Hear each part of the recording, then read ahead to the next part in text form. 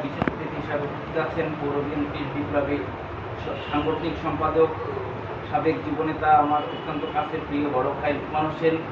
আজকে সবাই বিশেষ অতিথি হিসাবে উপস্থিত আছেন ৭ নং ওয়ার্ড বিএনপির বিপ্লবী সাধারণ সম্পাদক আমাদের সকলের বড় ভাই ওসমান আলী বিশ্বাস। আজকের সবাই বিশেষ অতিথি হিসাবে উপস্থিত আছেন জেলা যুবদলের বিপ্লবী সহ সভাপতি আমার অত্যন্ত কাছের ছোট ভাই কামরুজ্জামান রামা। আজকের সবাই বিশেষ অতিথি হিসেবে উপস্থিত আছেন জেলা যুবদলের বিপ্লবী যুগ্ম সম্পাদক আজকের অনুষ্ঠানের সঞ্চালক ছোট ভাই ইমতিয়াজ আহমেদ সোহেল। আজকের সবাই বিশেষ অতিথি হিসেবে উপস্থিত আছেন স্বেচ্ছাসেবক দলের থানা স্বেচ্ছাসেবক দলের সদস্য সচিব মুশিয়ার রহমান।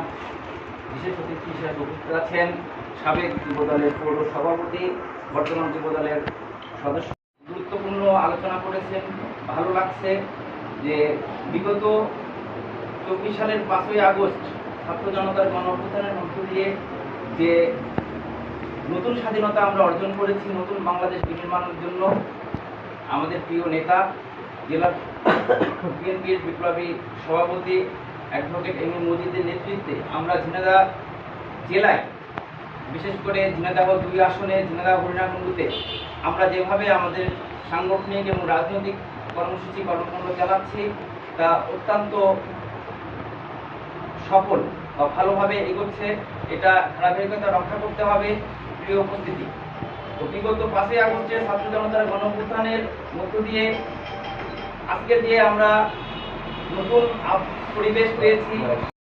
চেষ্টা করবেন অনেকেই আজ করিয়ে 5% কাজ করতেছে, ওই যাওয়ার আগে আর একজন যে বসে থাকছে। এই সমস্ত কিছু করে কোনো লাভ হবে না। দলের শৃঙ্খলা সর্বোপরি এখানে রক্ষা করতে হবে। শৃঙ্খলা যদি আপনি না মানেন তাহলে আপনাকে দর করার দরকার নেই। আজকে একটা কথা আমি খুব কি বলবো যে ভালোভাবে এটা আমাকে গ্রহণ করেছি এবং আমার রাজনীতিতে এটা আমাকে আমার শিক্ষণীয় হয়ে থাকবে।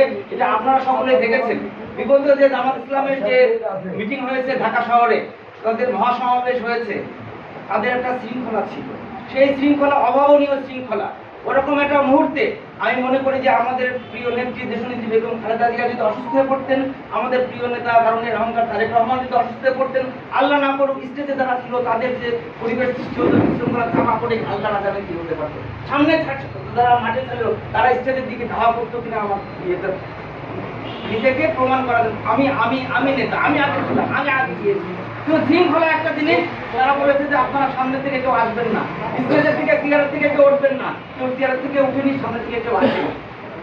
ঠিক এইভাবে আমরা আসলে আমাদের শৃঙ্খলাটা রাখবো। বিগত দিনে কথাটা বলছি এই কারণে, বিগত দিনে দেখবেন যে ফেসবুকে ভাসছে, অনেকে ফেসবুকে দিয়েছেন আমাদের প্রিয় নেতা অ্যাডভোকেট শামসুজ্জামান লাকী। আমরা সকলে এখানে বলছি আমাদের অভিভাবক, আমাদের নেতা, আমরা সর্বোচ্চ সম্মানটুকু তাকে দিচ্ছি। অথচ গতদিনকে যে আমরা মিছিল করলাম, লজ্জা যে তার মতো লোকের রং করে সাইড দিয়ে যে আমি ঢুকে পড়ছি।